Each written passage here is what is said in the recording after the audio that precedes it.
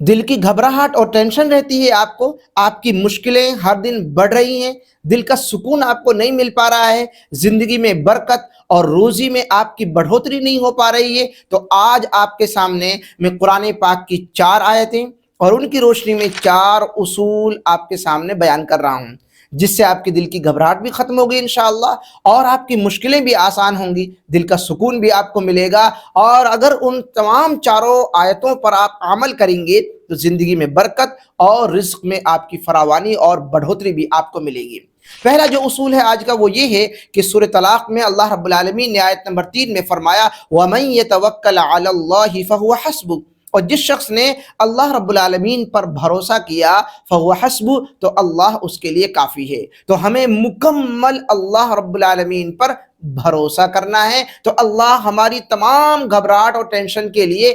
کافی ہو جائے گا۔ دوسری آیت ہے سورہ انشراح کی آیت نمبر 6 ان مع العسر یسرا، یقیناً تنگی کے ساتھ آسانی ہے۔ اگر آپ کے لیے تھوڑی مشکل آ رہی ہے، اللہ رب العالمین پر بھروسہ رکھیں، یہ قرآن پاک کا اصول ہے کہ آپ کی زندگی میں تنگی کے بعد آسانی آ جائے گی۔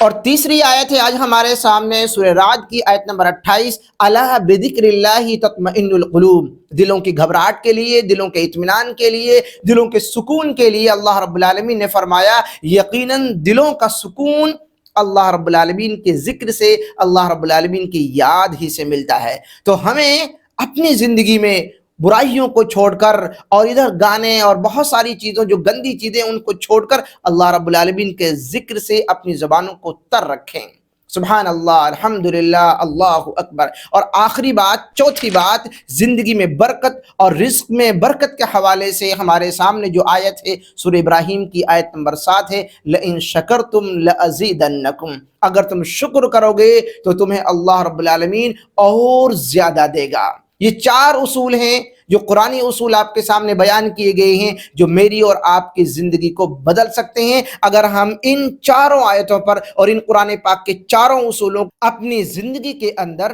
ڈال لیں۔